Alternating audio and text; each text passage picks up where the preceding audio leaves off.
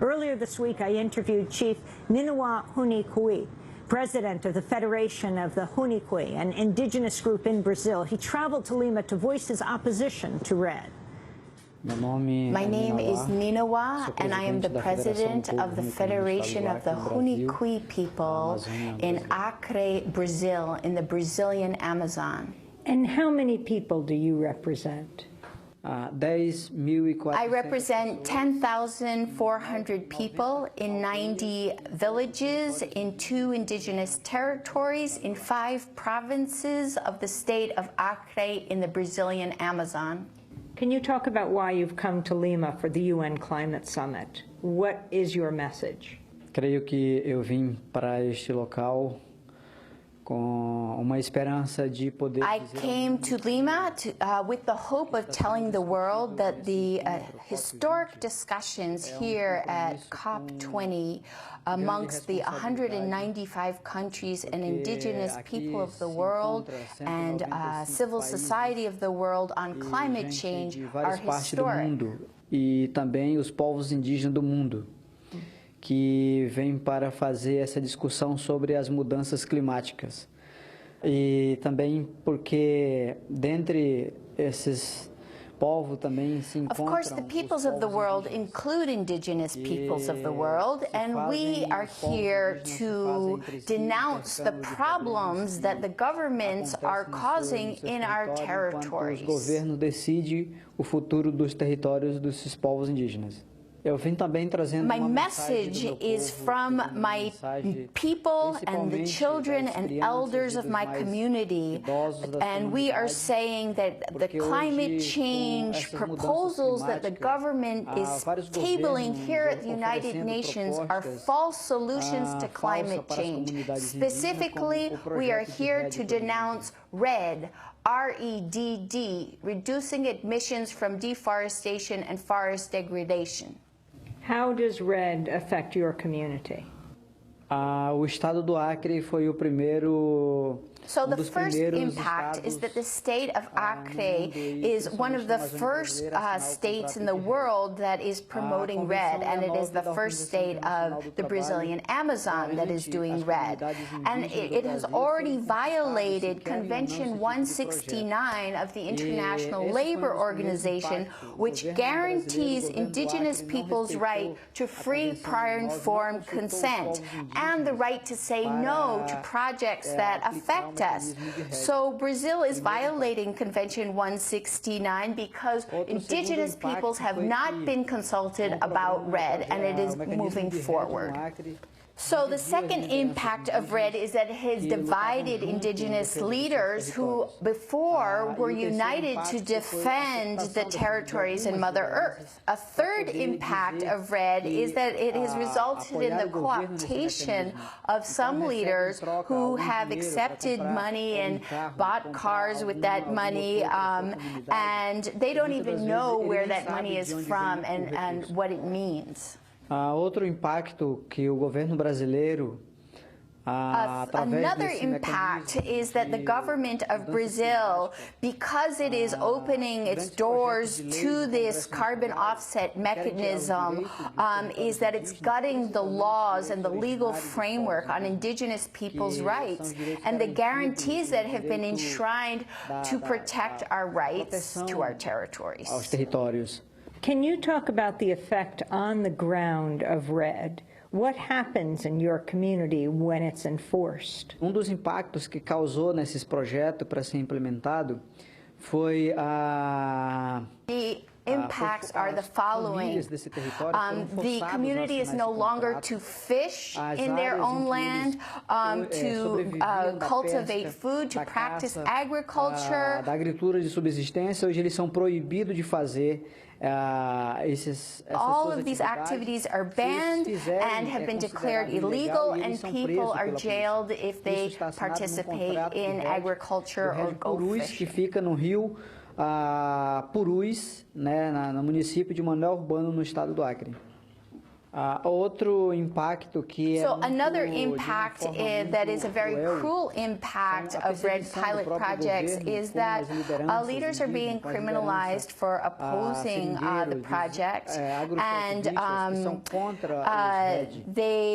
communities are told that the services provided for education or transportation or health care will be suspended if they oppose the project. Estrada, que não vai ter saúde, atendimento de saúde para essas famílias que negam em aceitar o projeto de REDD nas suas comunidades. What are the communities expected to do? Are they given the money to move?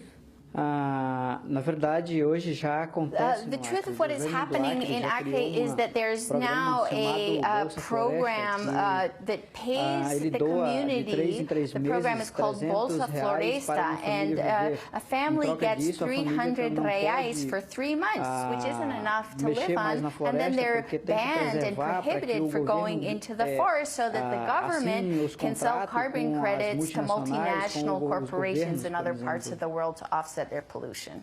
Have you been offered money? Sim, o governo do Acre com Yes, the government of Acre offered 2 million reais to my community. They said it was to motivate strengthening our culture, but we understood it as a precursor to winning the acceptance of signing a REDD contract. Então a minha comunidade não aceitou esse projeto. And who are the corporations and the government entities, states in the United States that are doing this in Brazil? There are many actors that are promoting REDD in Acre and that have given money to the state of Acre to do REDD. One of them is the state of California in the United States, but there are also multinational corporations that are offering money to the Acre government to do REDD. And in August of 2014, Germany gave the government of Acre 280 million reais to do REDD. Milhões de reais para o mecanismo de REDD no estado do Acre.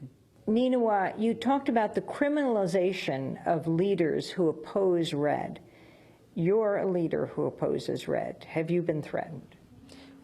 Sim, não só eu como vários Yes, I have received threats, but I'm not the only one who's received threats.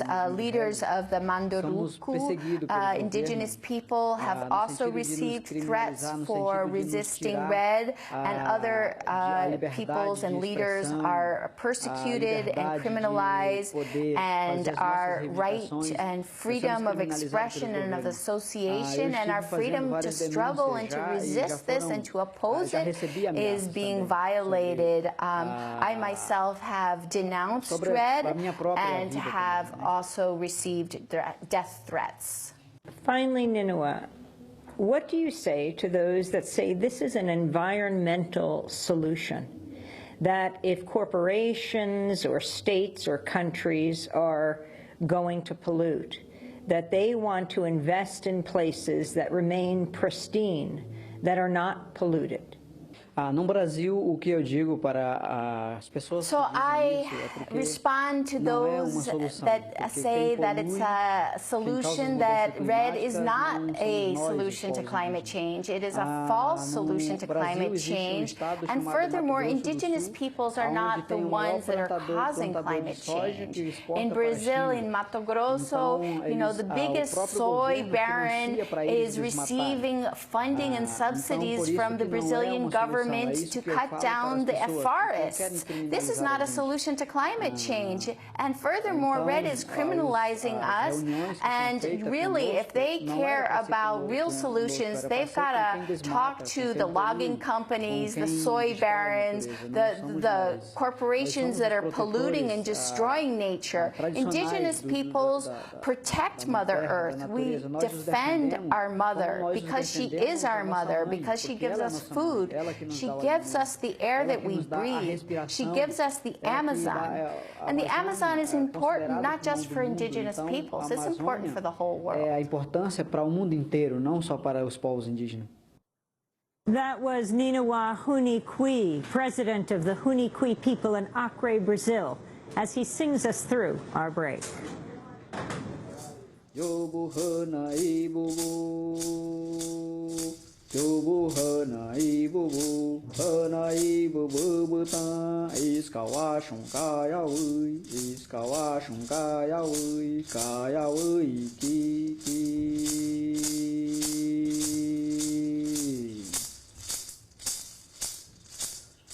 Yobu kana ibubu, yobu kana ibubu buta.